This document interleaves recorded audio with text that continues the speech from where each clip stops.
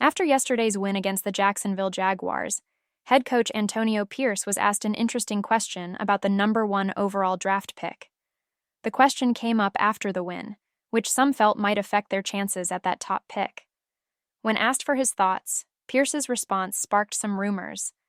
Some people think there might be tension between Pierce and Tom Telesco, and they wonder if this could hint at Pierce not being with the team much longer.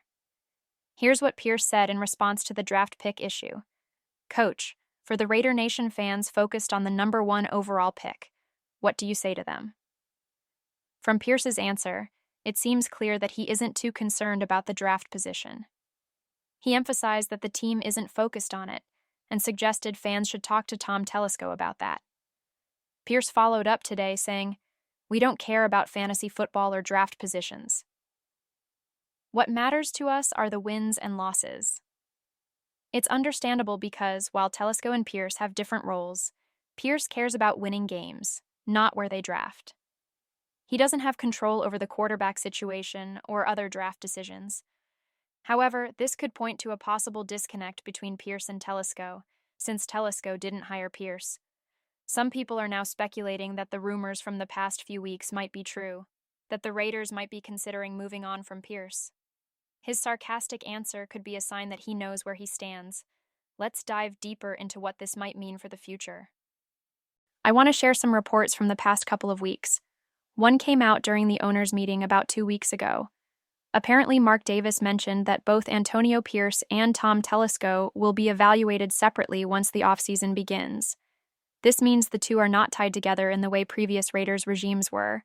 For example, the last 2 regimes, like Mike Mayock and John Gruden, were closely connected. While Mayock had input, Gruden was the key decision-maker.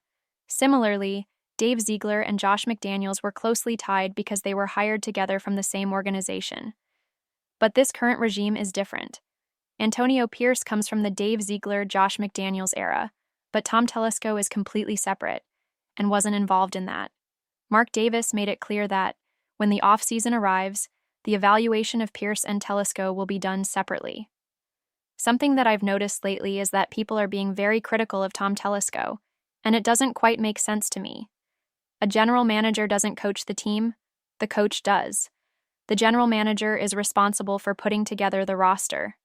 And right now, the Raiders have a really strong roster. But a good roster alone doesn't guarantee wins unless the coach can make it work. On the other hand, you might have a weaker roster, but if the coach is great, they can still get great results. Sometimes the success of a team depends on how well the coach works with the general manager.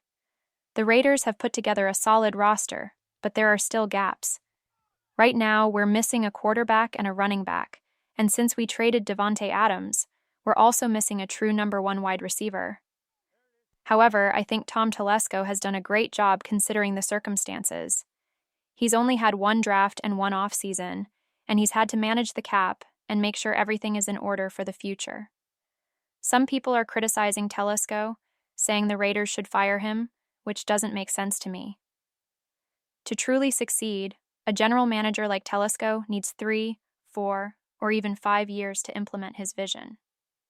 It's not just about picking a quarterback and hoping it works out immediately. That's not the right way to approach it. What Telesco did in his first offseason and what he does this upcoming offseason will tell us a lot about his potential. But there's also another report to consider. This one comes from Josina Anderson, a trusted insider. She shared that the Raiders are considering the possibility of bringing in a new head coach, while Telesco is reportedly pulling away from Antonio Pierce behind the scenes. This is an interesting development, and it adds to the growing story. It's not entirely new. Mark Davis's comments about separating the roles of Pierce and Telesco also play into this narrative. The idea that the Raiders are considering bringing in a new head coach, combined with Antonio Pierce's response about the draft, telling people to talk to Tom Telesco, suggests that there might be some tension between the two. While this is still speculative, it's clear that the Raiders aren't tied to Antonio Pierce for the long term. He does have 1 more year left on his contract, but it's not difficult for Mark Davis to move on from him if needed. If the Raiders want to hire someone like Ben Johnson, a top offensive coordinator who could become a great head coach, it might be worth letting Pierce go. Sure, Mark Davis would lose some money by ending Pierce's contract early, but if it means bringing in someone who could turn the team around, it could make sense. Antonio Pierce isn't a bad coach, but he's not a play caller on either side of the ball. He relies on his coordinators to call the plays, and while he's done a decent job, a great play caller could make a big difference. We've even seen the Raiders improve offensively, designing better plays than when Luke Getsy was brought in. And remember, it was Antonio Pierce who hired Luke Getsy, which some see as a bad decision. There's no guarantee Pierce will make the right choices moving forward, and that's something the Raiders will need to consider. If Tom Telesco decides to move on from Antonio Pierce, I think it makes sense. Now, looking at the draft, the more I thought about the Raiders potentially dropping from the number 1 pick, the more I realized that it's not a guarantee that a quarterback will go first or second overall. In fact, there are plenty of examples where the expected top quarterbacks didn't end up going in those spots. Take the 2019 draft, for example. Everyone was talking about Kyler Murray, Drew Lock, and Dwayne Haskins. People assumed one of them would be the number 1 overall pick, and the other 2 would go in the top 10. But we only had one quarterback selected in the first round that year. It's not always certain that multiple quarterbacks will go in the top picks. In 2022, there was talk about quarterbacks like Kenny Pickett, Malik Willis, and Hendon Hooker. People thought one would go first, another second or third, and we'd have at least 3 quarterbacks in the top 10. But that didn't happen.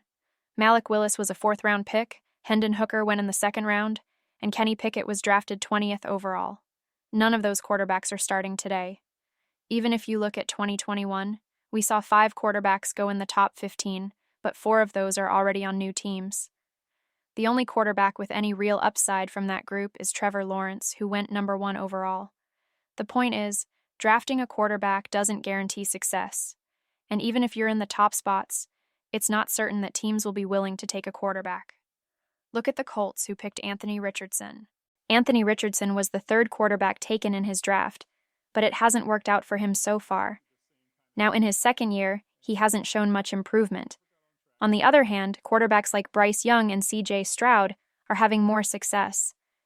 This shows that it's not always a guarantee that the first quarterback selected will be the best. Looking at previous years, quarterbacks like Jordan Love and Jalen Hurts were drafted lower. Love was a late 1st-round pick, and Hurts was taken in the 2nd round.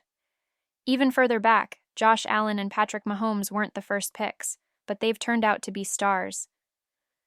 This just proves that you don't have to take a quarterback first overall to get a great one. As the Raiders finish this season, it looks like they won't have the 6th overall pick. Since the Titans and Jaguars are playing each other next week, one of those teams will win, and the Raiders will likely move up to at least the 5th pick. If the Raiders lose to the Saints, they could end up with the 4th pick or even higher, depending on how other teams perform. This means they could still be in position to draft someone like Shatter Sanders or Jalen Milroe, depending on which quarterbacks enter the draft. In my opinion, the best approach for the Raiders right now is to stay conservative. If Tom Telesco decides to fire Antonio Pierce and go after one of these quarterbacks, they'll need a strong coach to develop them. There are some excellent coaches out there, especially those with a track record of developing offensive talent, and I'd trust them to help these quarterbacks succeed. As for Ashton Jeanty, the running back out of Boise State, I know he's a great player and will likely have a lot of success in the NFL. However, the running back position is one that can often be filled easily if you invest in it properly. This is something we've discussed before, and most people with common sense understand it. Running backs are generally interchangeable, as long as the right investment is made. This year, there are 3 running backs projected to go in the 1st round, another 3 in the 2nd round, and 3 or 4 more in the 3rd round. All 12 of these running backs are likely to be very successful in the NFL. The key to a strong running game is having a good offensive line, a solid scheme, and a legitimate run game coordinator. With these elements in place, any good running back can thrive. That's why I wouldn't be upset if the Raiders chose the best player available, whether that's Connor Leh, Abdul Carter, or Travis Hunter. The Raiders could also address the cornerback position, especially if they lose Nate Hobbs to free agency. If that happens, they could move Jack Jones inside and add Will Johnson on the outside, giving them 3 solid cornerbacks with high potential. The Raiders have plenty of options, and if they decide to draft a quarterback, they could still find a solid one in the 2nd round. Alternatively, they could look at bringing in someone like Kirk Cousins. At the end of the day, While winning might not be great for their draft position, I feel like Antonio Pierce may not be around by the end of the season. We'll see what happens. Let me know what you think, give a thumbs up, subscribe, and I'll see you next time with another